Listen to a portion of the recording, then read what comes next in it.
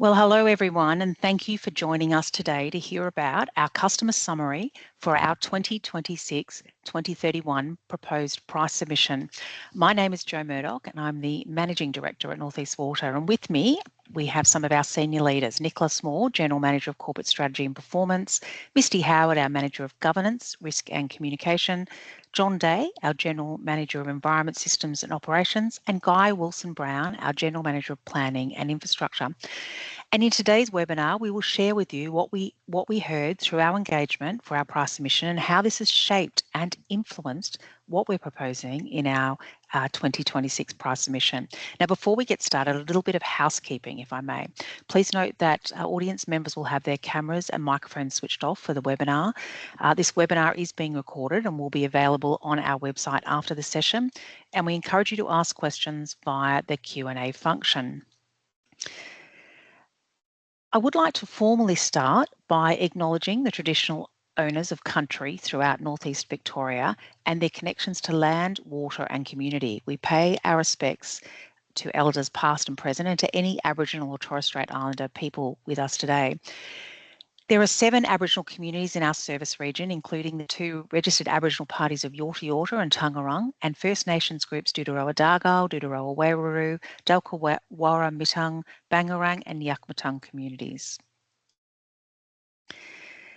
So, welcome again to this webinar. North East Water is in the process of drafting its 2026-2031 price submission, developed following years of deep and genuine engagement with our customers and community. Our draft submission will set out the water and wastewater services and investments we will make and the proposed prices our customers will pay from the 1st of July 2026 to June 30, 2031. I want to sincerely thank the thousands of customers who have provided us feedback throughout our engagement process, and you have truly helped to shape and influence our proposals, which you will hear about today. Now, this includes those people who participated in surveys, focus groups, workshops, build simulators, community webinars, town pop-ups, and via our website. A special thanks to those who contributed as part of our price submission, Critical Friends Group, our deliberative forum, customer advisory group, master planning workshops, our Strategy 2040 workshops, developer forums, regional leader forums, and of course, our customer support fair practice plan engagement. Now, we have listened to all feedback and we've sought to incorporate the key themes in our draft price submission, and you'll hear more about that today. But now we are keen to check back in with you, our customers, our community, on what we heard well ahead of submitting our draft price submission with the Victoria's independent economic regulator. We encourage customers to learn more about what's proposed and why, how we've incorporated the feedback we've received, and the ways that you can still have a say before our draft submission is finalised. Now, in today's webinar, we're going to cover, in the introduction section, we're going to cover a couple of topics here. What is a price submission? A little bit about North East Water, our Strategy 2040, key challenges and opportunities, and our current bills now and then looking forward. So what is a price submission? So we are one of 18 water corps in Victoria, and of these there are 14 regional, urban and rural water corporations. Now, we all have price plans that set out our services, our infrastructure investments and proposed prices for water and sewage services over a set period of time. Now, that's typically 5 years. Now, we are independently regulated by the Victorian Essential Services Commission, fondly called the ESC. They will seek to ensure what we are proposing is fair and reasonable pricing for customers. Now, I did say typically price periods are 5 years, but we are quite unique. We are actually approved back in 2018 for an 8-year price period, and we are in that current 8-year price period at the moment, and it ends on the 30th of June 2026. And you can see on the screen that it just gives you a little bit about what our price path has been over those 8 years. It has been a flat 0.45% plus inflation increase per year, and you can see that over a 12-year period, we have actually seen a 37.3% increase in inflation in this time. However, our average bills have only increased by about 20% in that same period. But our next price plan will not be 8 years. We are proposing 5 years from the 1st of July 2026. And to be ready for the start of that plan, we must submit to the Essential Services Commission for independent review by the 1st of October. And subject to their approval or to approval, new pricing will take effect from the 1st of July 2026. And we will be held accountable for delivering upon the promises that we make in our proposed plan. So just a couple of things about the key elements of a price submission. So essentially, the Essential Services Commission will look at a number of different things, and some of those things are how well we have engaged with our customers, community and key stakeholders, and how well that informs our price submission. We'll also need to show that we have developed customer commitments or customer outcomes, they're called, and that we have some commitments in place and measures that will fall out of those commitments that will be used to assess our performance on an annual basis. The price submission will also look at projections of our operating and capital expenditure to make sure that what we're proposing, that level of expenditure, is prudent and efficient. It'll look at our estimated revenue requirements to operate and maintain our services, and our proposed tariffs will also be assessed, and that'll be, what are our tariffs for water and sewage services over that pricing period. And of course, we'll be also assessed on the commitments we make to maintaining and improving our service quality. And these are our, when I refer to this, it's around our customer responsiveness and reliability. Now, a little bit about North East Water. So we proudly service about 120,000 people across a 20,000 square kilometre region. So it's a very large service region. And, we're very proud to say that our services are critical to public health. They're critical to the economy, to food security, and to environmental protection. We have a lot of assets across our 20,000 square kilometre region. So we can't just have a couple of water and wastewater treatment plants. That would not service the 39 localities and towns and cities that we have. So we have 21 water and 22 wastewater treatment plants and lots of kilometres of water mains and sewer mains. We provide recycled water to parks, golf courses, schools. We have a farming business we supply untreated water. We are committed to net zero emissions by 2035, and we are already delivering 100% renewable energy across our sites. We support thousands of customers every year who are financially vulnerable, and we'll hear more about that shortly. And we do a lot of partnering with key stakeholders, and importantly, we employ 208 local specialists in their field, everyone from planners to water quality specialists, environmental specialists, operators in the field, customer service specialists, and a whole range of other specialist fields here at North East Water. I won't spend too long on this, but you can see that this is our service region all the way from, Wodonga across to Yarrawonga, back across down through Benalla and across to Harrietville, and all the way up to Corryong, and all the fantastic, beautiful towns and cities in between. Just very quickly, we do have a corporate strategy. It's called the Investing in Our Future Together Strategy 2040, and our vision at North East Water is for a healthy environment, thriving communities, and a prosperous region. But we never forget our core purpose, and that is to provide safe, sustainable water and wastewater solutions for our communities.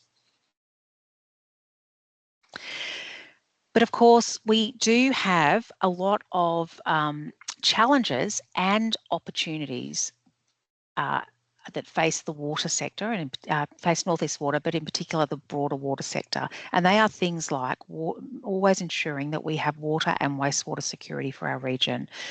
That we are facing some significant challenges in increased health, environmental, and cybersecurity compliance. We are seeing growth take off across the northeast region, and housing development is a big challenge for us in terms of providing the infrastructure that's needed to be able to support both residential and industrial growth. Climate change is having an impact, and we are seeing climate volatility right across our service region. So, who would have predicted 8 years ago that we would have had the 1920 bushfires, going into 3 years and a long tail of COVID, and then going into 3 years of a La Nina wet weather event, and now turning again to having very dry climate and going into, drought preparedness, which is what we're doing here at North East Water. But you can see there's a whole range of other challenges that we're facing as well. And I might get Luke if you can. Thank you. So the one I wanted to talk about specifically is the infrastructure challenge that we are facing at North East Water. Now, we have been undertaking master planning for 15 growth townships across our region. And what that is showing is that there is a minimum of $1 billion of investment that is needed over the next 10 to 15 years for critical water and wastewater infrastructure in the Northeast. And that is required to meet water security, to support growth and housing, to meet the increasing health and environmental compliance requirements that we're seeing that continuing over the years, and to also meet climate resilience, to be more resilient to climate, to adapt and to mitigate the risks of climate change. I might just pause there. I'm going to ask John Day, who is online, just to give us a little bit of a bit from you, John, around some of those risks, particularly around some of the changes to compliance that we've seen over the years. Yeah, thanks, Jo. I think it's, if you look at it in the context of the region we live in, is very exposed to, as Jo pointed out before, the extreme events that we face. Equally with that, you add growth into that mix as well, and then growing and changing expectation by regulators and the community on how we treat our wastewater and even how we deliver our safe drinking water. Increased knowledge around risk and risk mitigation is certainly driving these sort of plans that we talk about today when it comes to infrastructure challenges. So what used to be lagoon-based wastewater systems are not treating to the way and the levels that are now expected by communities and our understanding of the environment and watercourses. So this is a constantly changing space and we need to keep ahead of it. And that includes updating and keeping up with growth as we start to grow as a community. Yeah, thanks, John. And I just want to assure our listeners that North East Water has a planned, considered and sensible approach to managing those key risks that John has just spoken about there.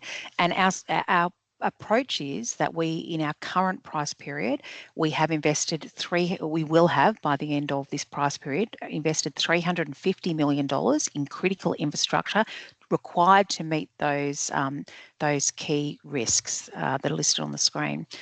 In the next price plan, we are proposing another $250 million infrastructure investment with a further $44 million worth of growth-related projects that we'll have ready to commence subject to demand, and we'll talk a bit more about that in a moment.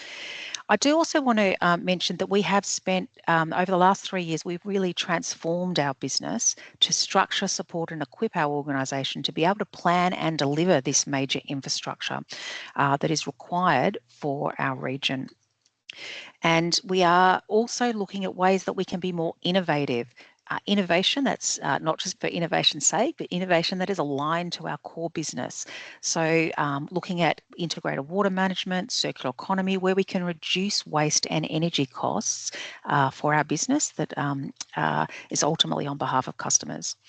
So our new price plan will need to fund these new capital investments that we need to manage these risks. We'll need to also fund cost increases to chemicals, essential maintenance, digital, cyber, security, and other things. We'll need the resources for the business to manage these complex compliance obligations. And we'll also be looking to recover some of those critical capital investments that we've made in our current price period. But delaying now, if we delay our infrastructure spend, it will almost certainly slow housing and growth and impact the environment, and could reduce service reliability and mean higher bills in the future. How are you? And somebody's not on mute. Thank you, whoever that was. All right, next slide, please.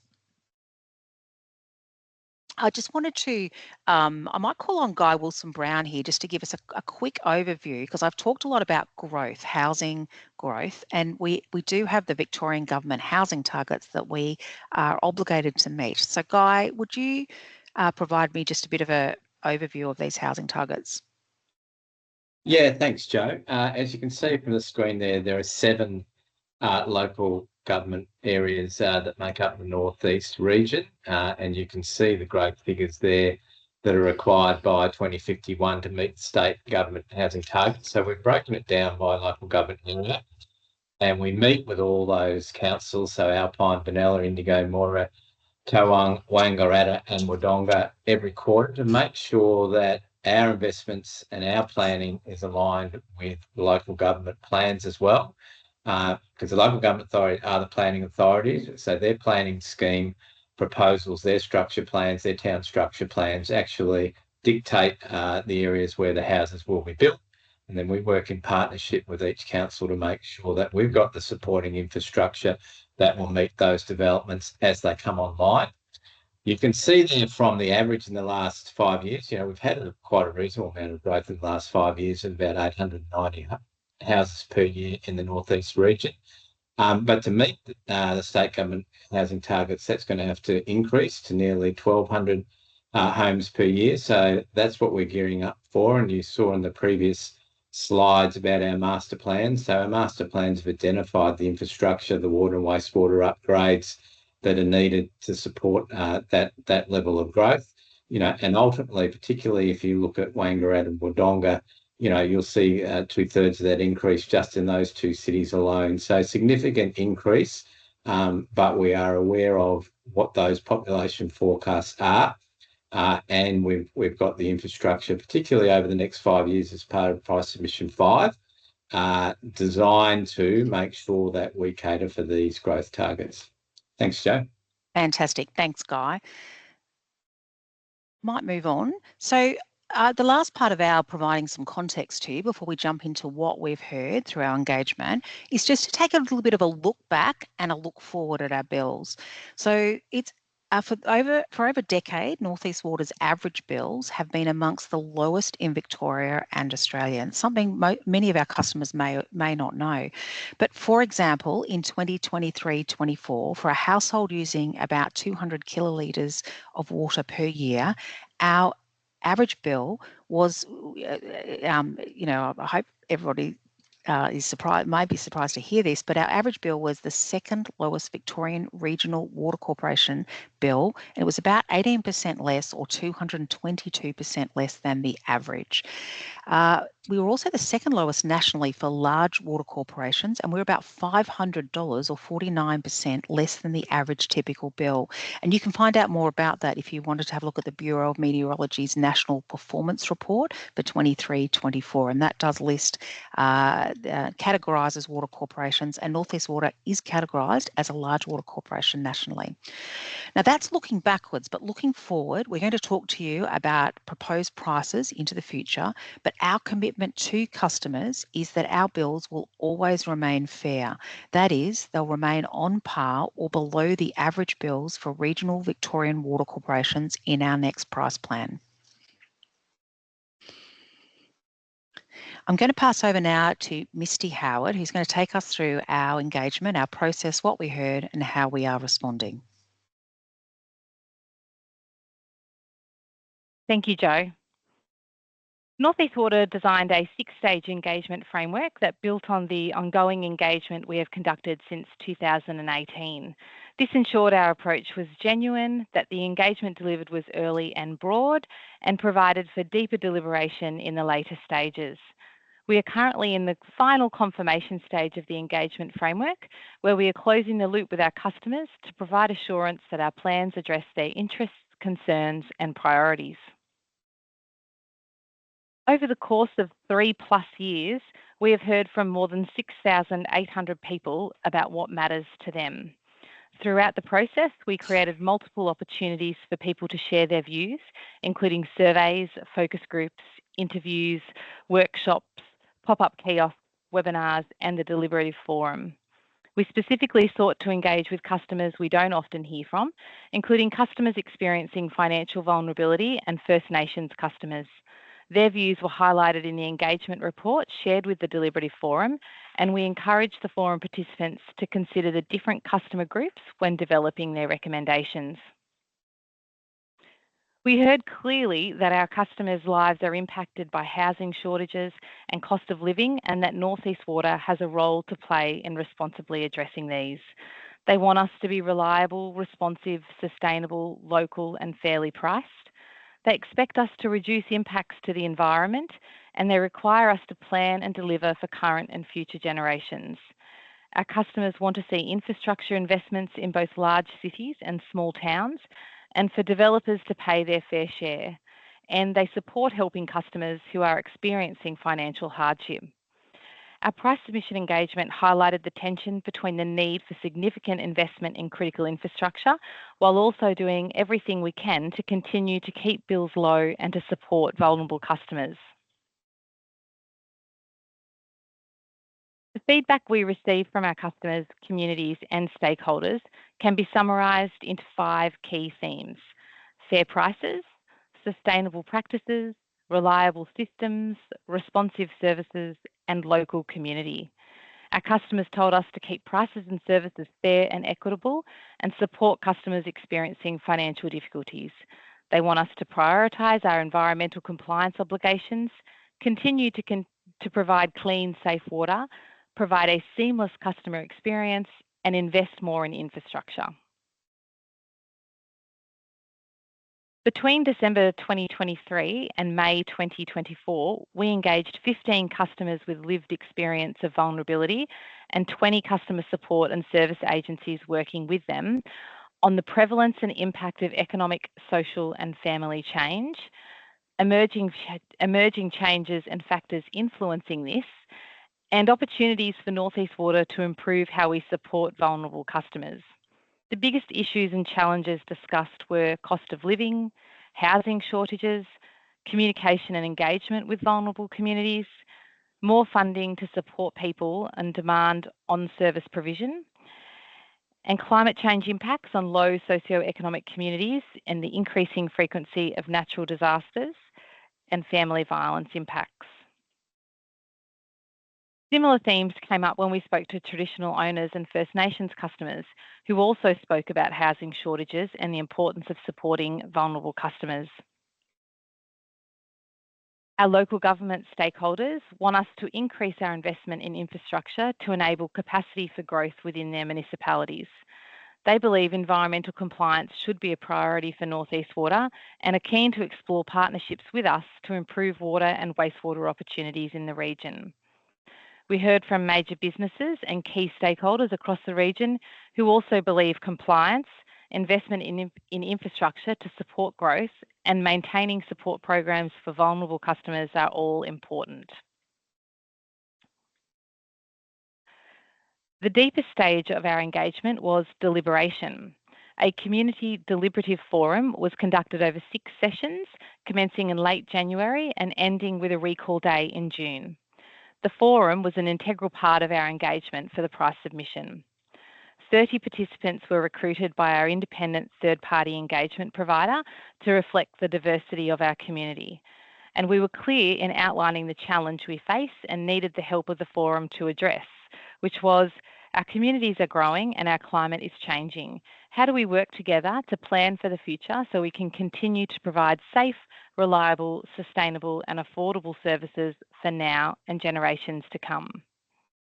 Our engagement promise to the deliberative forum was, We will look to you for advice and innovation, and will incorporate your advice and recommendations into decisions to the maximum extent possible and provide reasons where we are unable to do so.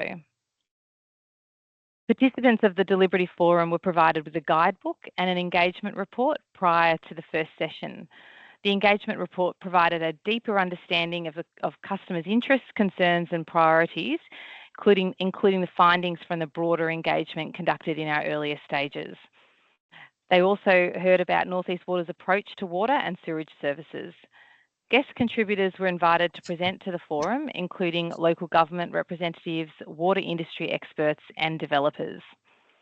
The deliberative forum provided 22 recommendations. North East Water will implement 20 of those recommendations in full, with the remaining 2 to be partially implemented. You can find the full suite of recommendations on our price submission engagement page, and the link will be provided at the end of the webinar. I'll now hand back to Jo to present the key topics that the deliberative forum considered and the recommendations with the most material impact. Thank you, Misty. It was an absolutely fascinating process, the deliberative forum, and it looked at 3 key topics. And we could have asked, in fact, 20 or 30 different topics, but we actually, after we took all the information that we'd received in our engagement and we funneled that down, it came to 3 key areas that were going to potentially have a material impact on our bill. And they were investing for growth and compliance, how we set our tariffs, and how well the water and wastewater systems work. I'm going to ask Nicholas Moore now to take us through what the outcomes of those 3 key topics were. Yeah, thanks, Jo. Just in relation to growth and compliance, firstly, that's really relating to our capital investments. So our long-term capital investments to service growth, but also importantly to service compliance. So there's a lot of compliance obligations on the business around the quality of our water and also our wastewater quality and our treatment processes. They are ever changing, and North East Water is quite complex in that we have over 20 water treatment plants and 20 wastewater treatment plants. So that's probably unusual because of the way that we're geographically dispersed. But that means that we have a lot of compliance-based costs as well as growth to support growth.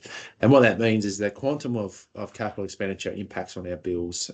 So our deliberative panel, we presented a range of capital expenditure options over the 5-year period, which range from 250 million to 300 million. And that had a price impact of between 4.92% to 5.87%, excluding inflation on bills. So where we landed was around $250 million of capital investment. But also the other recommendation in relation to this was around ensuring that our developers also who also contribute to our infrastructure in the form of handing over subdivisional work such as underground pipe network, but they were also paying their fair charge in relation to their contribution towards the future operations and maintenance costs of those assets going forward.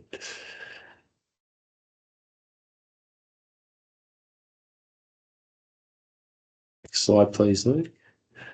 Yeah, so secondly, in relation to developer contributions, what we've also looked at is the differing costs to be able to service different towns. So not all towns cost the same to service, and from a developer perspective, this is the same. So the costs to develop those towns are also vary from a developer perspective when we look at the actual return on the capital invested in the operational costs and the income that is used to support those developments over, say, a 20-year period. So we looked at location-based NCC, so charges for our main centres versus what we have at the moment, which is a universal charge. So one new customer contribution across all our catchments.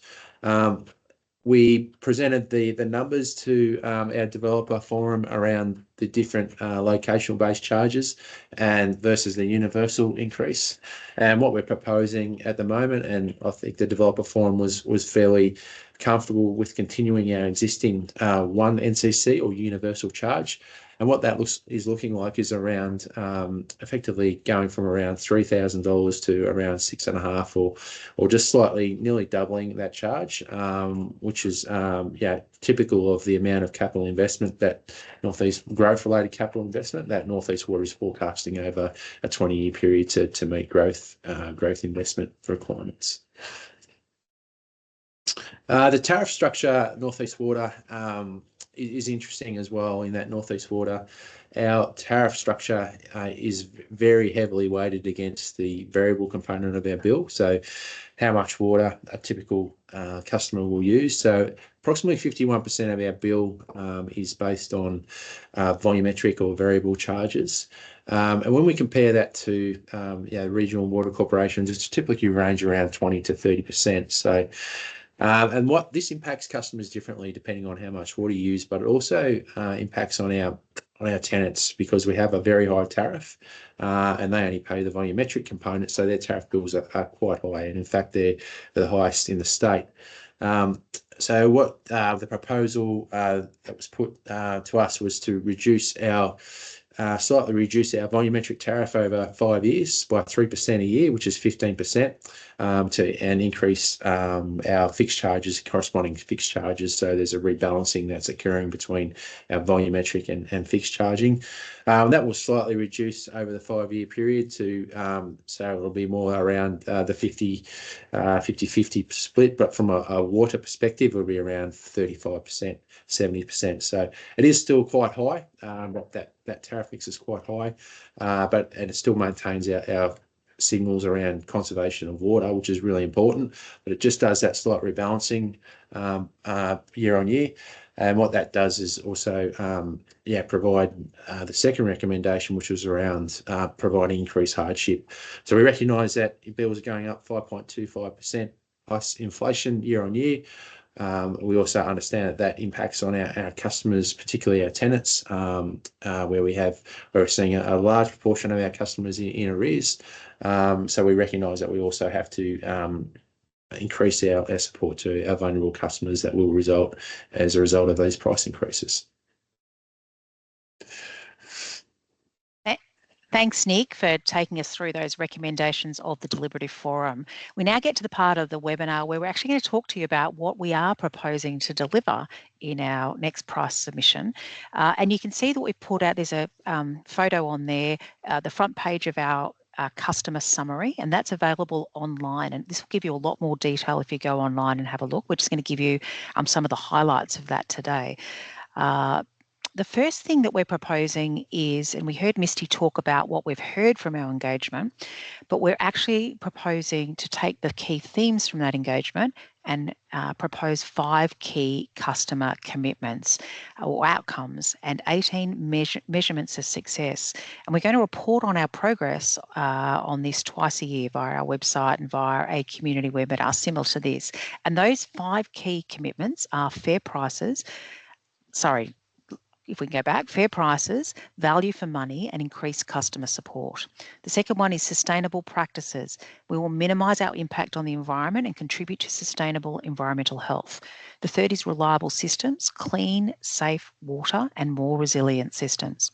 The fourth is responsive services, timely responses, and a seamless customer experience. And the fifth and final one is local community. So local people and local partnerships to achieve positive outcomes for our customers. And you can see here, this just gives you, if you go onto the website and have a look at our customer summary, you can see there's a lot more detail in there, and that gives you what we heard, what we plan to do, and some of our measurements of success. The next thing we're proposing is we're proposing to double our support for our customers experiencing hardship. So we currently spend about $200,000 a year by providing payment extensions, leak rebates, grants, support accessing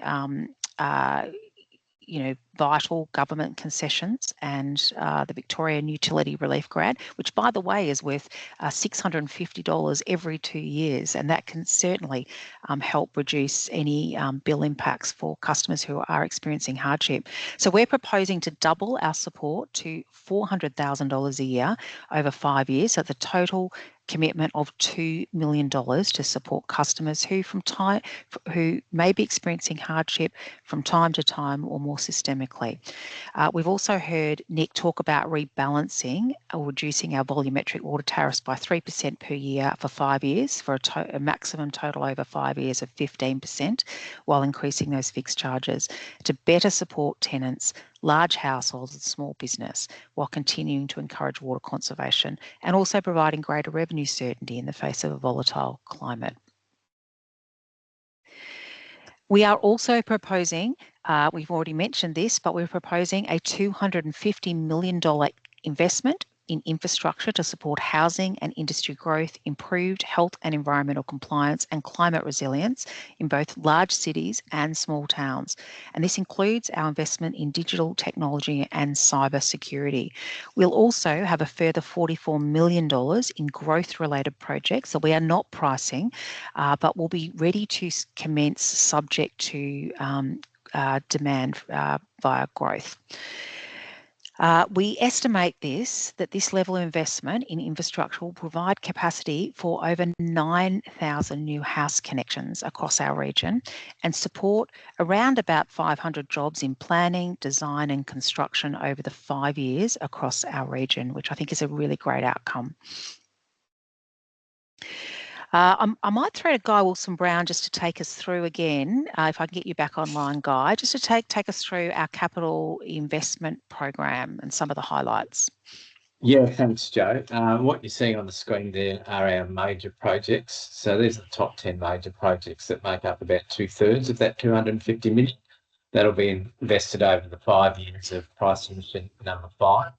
And they're a combination of major upgrades that are needed to cater for growth, but also, as you've heard, about compliance, so making sure that our water quality can discharge to the environment as well, and similarly also that our water quality is dealing with some of the increased challenges we've got around climate change, such as blue-green algae and those sorts of things. So there's a significant one there for the township of Wangaratta, almost $20 million for an upgrade of the Faithful Street Wangaratta water treatment plant.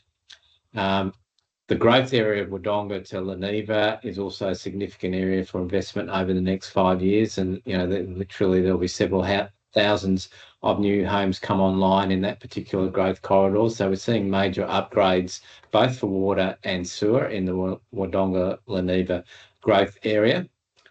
We're also going to need to effectively duplicate the existing main trunk sewer in Wodonga. So this will actually allow for growth up to the next 100 years.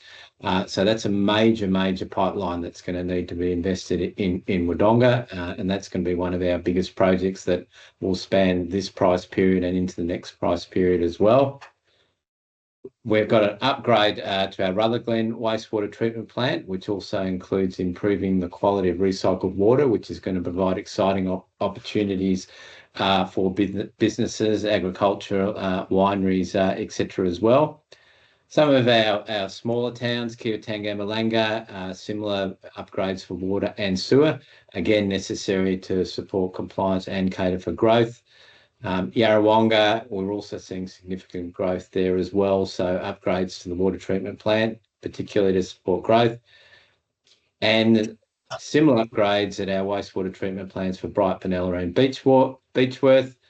And last but not least, we have ageing infrastructure. As you heard Jo say earlier, we've got over $1 billion worth of assets, so each year we need to make sure that we're investing renewal money into both our water and wastewater infrastructure to make sure that we can continue to provide our customer charter in terms of our levels of service and that our assets remain fit for purpose.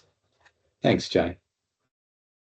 Thanks, Guy. And I should also mention that I did say earlier that we're investing $350 million in infrastructure in our existing 8-year price period. And there's so many really strong projects and new bits of infrastructure that we've actually constructed in that time. And you can learn more about that on our website as well.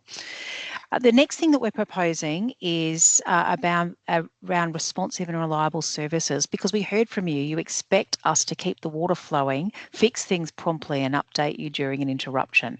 So we've heard Guy already talk about the renewals program, both the above and below ground renewals project. We're also proposing $311 million, or $311.8 million in operating expenditure over 5 years, and that is decreasing from $971 per connection in 2026-27 to $945 by 2030-31. So we think this demonstrates our commitment to being efficient and providing our customers with value for money. We're also going to improve the way we communicate with customers during planned and unplanned interruptions, because we heard very clearly that that's something that's important to customers. We will place a higher focus on water leaks in the street and improve notification of repairs, and we'll improve technology for our field teams to allow them faster response to faults and emergencies. I'm just going to ask John Day to come back online. Just talk to us about those, the unplanned and the planned and unplanned interruptions, the leaks in the street, and what we've heard from customers. Yeah, thanks, Joe. It was very pleasing during the deliberative forum phase where we got to communicate with our customers face to face around our service, and in particular, North East Water sit within that top sort of 5 performers of the 15 water corporations across Victoria in the way that we respond to bursts, the amount of bursts and the amount of spills being in the high performance area. But we heard clearly from our customers during those sessions and others around putting a higher focus on leaks out in the street. So we're now looking at responding to those quicker, but in more important terms, around communicating better with our customers. Our customers expect things like SMSs, they expect updates on websites, similar to other essential service providers. So we're putting a high focus on that certainly over the pricing period going forward. That also involves around moving with the times with technology and increasing our teams to respond and repair even quicker. So responding quicker in that 5-hour period and continuing to improve what is already great service to our customers. Fantastic. Thanks, John. And our next slide, we heard also that planning for future growth is a priority, and that you believe growth should be managed to support economic development and community values in both small and large towns, that we should continue to employ local people with local knowledge, and that you want us to continue to partner with key stakeholders across our region to get better and positive outcomes for our region. So we are proposing a range of different things, and this is just a summary of them, but we'll make it easier for developers, both large and small, to do business with us. We're going to introduce an online portal to submit and track the progress of applications. We'll publish annual growth servicing plans with the locations and timing of key water and sewer infrastructure and the availability of new connections to our systems. We'll continue our developer and local government forums. We'll partner with local government to explore innovative opportunities for example, regional waste solutions that support our core business by reducing our waste, our biosolid waste, and innovative opportunities that are cost neutral for our business. So, for example, turning biosolids and council organic waste into biochar. We will continue to be a major employer in the region, employing around 231 full-time positions across the business to manage the increased requirements associated with maintaining service standards, compliance and climate change. We will progress our innovative circular economy projects, again, that align to our core business, that reduced waste and energy costs and put downward pressure on bills. And then finally, what we're proposing in relation to have fair prices going forward. The first is around keeping prices. We heard that customers told us that they wanted us to keep prices and services fair and equitable for all. So we are proposing a 5.25% annual bill increase from 2026 to 2031, excluding inflation. And for average bills, that would see a rise by around about $61 a year or $1.17 a week from the 1st of July 2026. And as I mentioned earlier, our commitment to customers is that our average bill will remain on par or below the Victorian regional average for the full 5 years of this price submission. And I'm going to ask Nick Moore to take us through the next couple of slides just to talk us through what we're seeing here on the screen. Yeah, just in relation to North East Water's bill, current bill for average typical bill. So when we talk about typical bill based on our average consumption, which is around that 200 kilolitres per household. And what this graph does is compare that to the average consumption of the other regional Victorian water corporations, which in the most part are probably don't use as much water as North East Water customers. But what this shows that their current bill is around $264 or 19% less than the average regional bill. And even with the 5.25% price increases year on year to 2030-31, which is the end of the 5-year price period, our bill will still be under the average regional bill of $14.59. So what this also assumes is that in 28-29, the other regional water corporations will commence their next pricing period. So what this assumes that is a continuation of their existing price increases, which are generally below that 2% mark. Now we're already hearing that some of those regional water corporations will be seeking larger price increases. So this is sort of based on that existing increase that they currently have. So that potentially the discrepancy between North East Water's bill and the regional bill at the end of the 5 years could actually be greater than what this graph is showing. But it just gives you a bit of an idea around North East Water's bill compared to the regional water sector.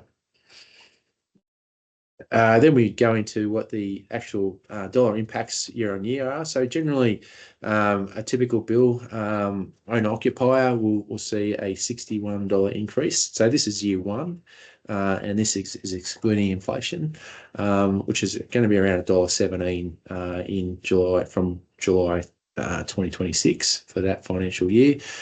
Tenants obviously using on average a little bit less water, they won't see the material increase because we are doing that rebalancing of their tariffs, which will put their annual increase at around 2% per year for that 5-year period.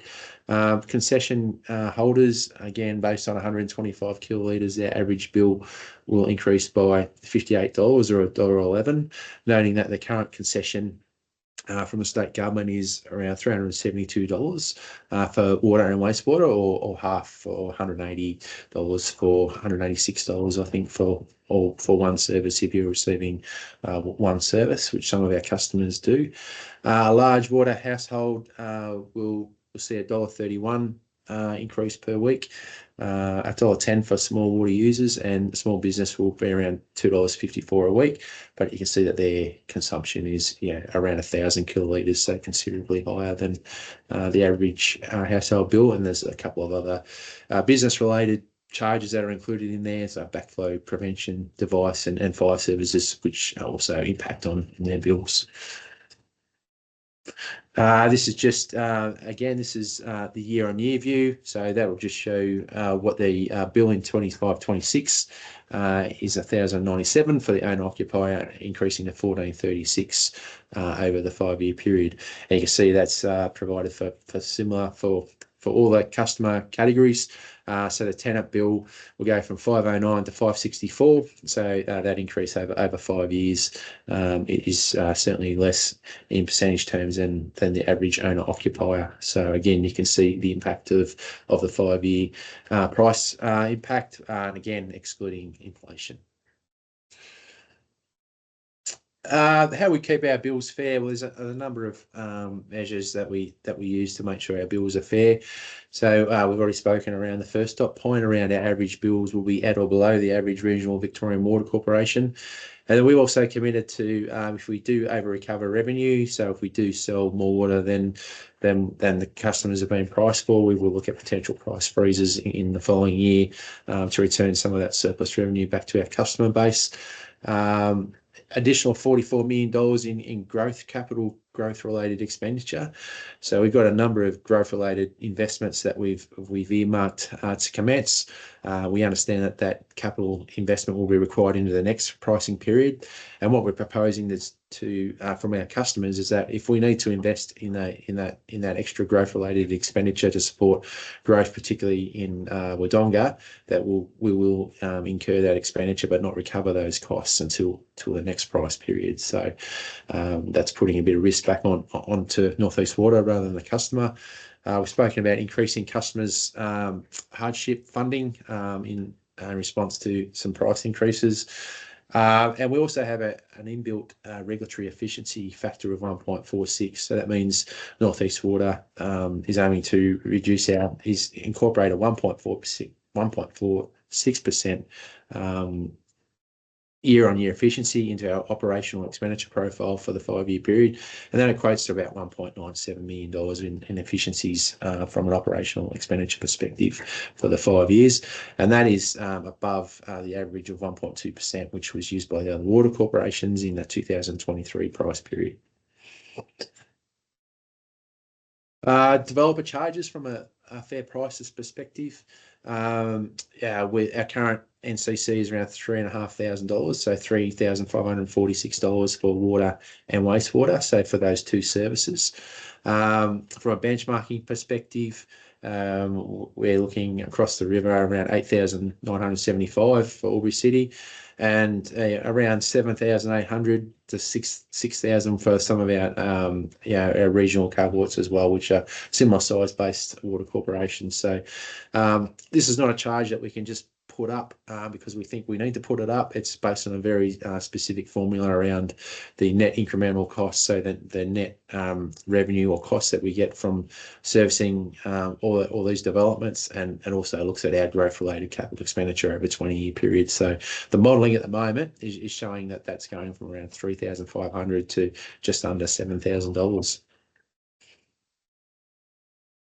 What your bills pay for? So if we just had $100, how would we split up those costs, and what does the customer get for $100? So pretty much a third of that, $32.75, is on our costs to update, operate, and maintain our treatment facilities, our water treatment and wastewater treatment facilities, so our plants. So in total, we've got around 40 or over 40 different wastewater and water treatment plants. Secondly, again, around a third is maintaining our pipe network, so our underground assets. We call them our pipe network, which is used to transport our water and wastewater to our treatment plants. It also involves chemicals. It also looks at the energy costs to transport that, and our operations staff, of course, our vehicles. So that is around a third of our costs. So $63 of our total costs are based on operating our systems. Then we've got some other costs around environmental contributions that we pay to the state government to protect the environment from a state perspective. Corporate costs are employing some of our engineers, our accountants, our customer service staff, running some of our systems, our governance systems as well, supporting our board, is around $20. Customer servicing billing is a very important function, obviously, around meeting our meter reading, getting our bills out on a quarterly basis, our payments, etc. And then technology and systems is playing a really big part in businesses now around the networks and the support, the IT to support all our functions, particularly out in the field around our SCADA networks. Protection against cyber, particularly, is now a much more increased cost than what it was even 5 years ago. So those technology and systems are really important around the protection, actually maintaining and ensuring that they're up to date and secure. So it's around $7. Value for money. So for $2.91, you get the water delivered to your door. How does that compare? Well, if you had 1 cubic metre, a box of 1 cubic metre. If you picture that for $2.91 compared to a water bottle for 500 mils around say $5, you compare that. It gives you a bit of context as what you're getting for your money. But that's also equivalent to 223 toilet flushes or 25 5-minute showers, 13 front load washing machines. So we think that's pretty good value from a reticulation and delivering that water to the customer's door. And of course, all that water is 100% compliant with Australian water drinking standards. Well, thanks very much, Nick, and to everyone else who's contributed today. We're now at the point where it's now over to you, our customers and community and key stakeholders, to have your say. This is your opportunity to provide feedback on what you've heard today, our draft proposal, before we submit the proposed price submission to the Essential Services Commission for review on the 1st of October. You can read all about our price submission process and tell us what you think about our the promises that we're making and the actions that we're proposing to take on our website. So that's www.newater.com.au/PS for price submission. And the closing date for your feedback is the 8th of August 2025. Now, after the ESC reviews our draft price submission, customers will then have another opportunity to provide feedback directly to the ESC before a final decision is made in the new year. Our new prices are scheduled to take effect from the 1st of July 2026, subject to approval. So I really encourage you to go to our website and have a look at our customer summary, which we talked about before. Have a look at other aspects of our engagement and what we've heard, and tell us what you think about this proposal and what you've heard today. Now, if you do have this is time for Q&A, and I see we don't have any questions in the chat at the moment. But if you do have a question afterwards, you go away and reflect on what you've heard.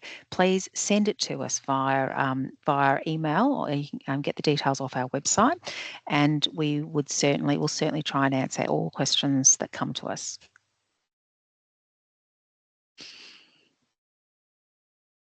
And so that brings us to the end of our webinar. I just want to say thank you for joining us today. A recording of this webinar will be placed on our website later today. We do look forward to your feedback, because we value that, and it has been all the feedback that we've received that's helped shape and influence what we're proposing for our 2026-2031 price submission. I'd like to thank everybody who has contributed to today's webinar, and everybody who's been involved in the engagement to date. Thank you, and have a great day.